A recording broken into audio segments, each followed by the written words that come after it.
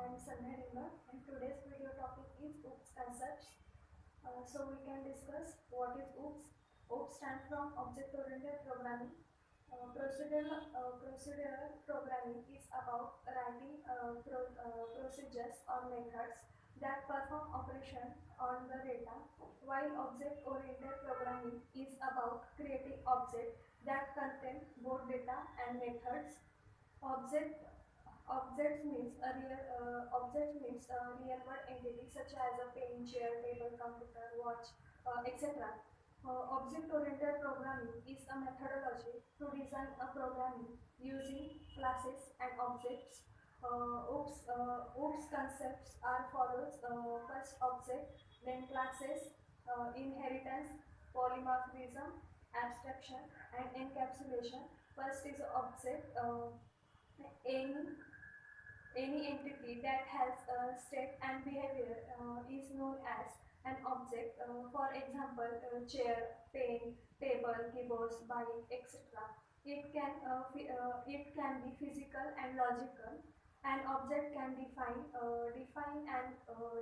as an instance of a classes.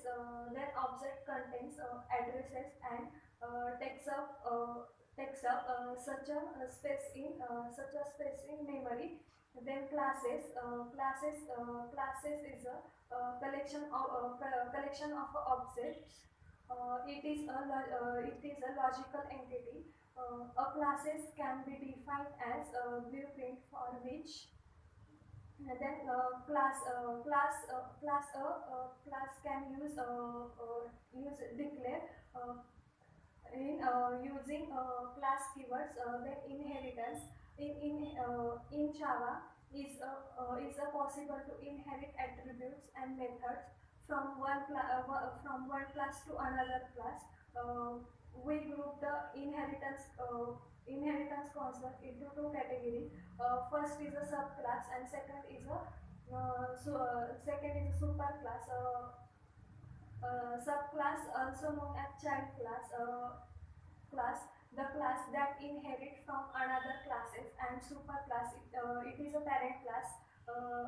The class begin inherit from to inherit from a class use the instant extend keywords. Then next, polymorphism. Poly means many, and poly means many, and morphism means forms.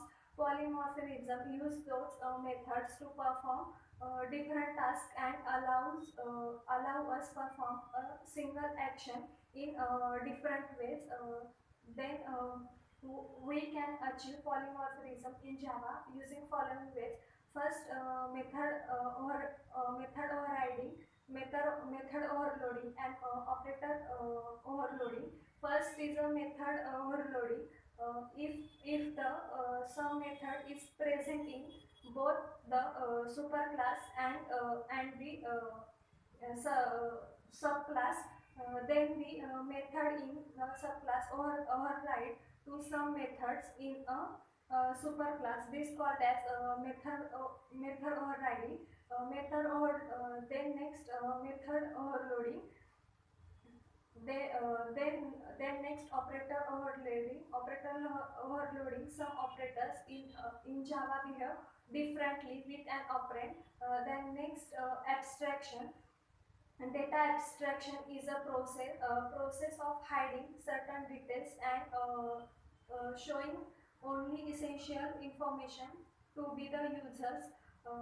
The abstract keyword is a non-access modifier, but used for classes and methods.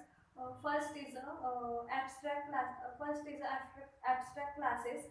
It is a restricted class that cannot be used to create object. To access it, it is must be inherited from to another classes. Abstract method.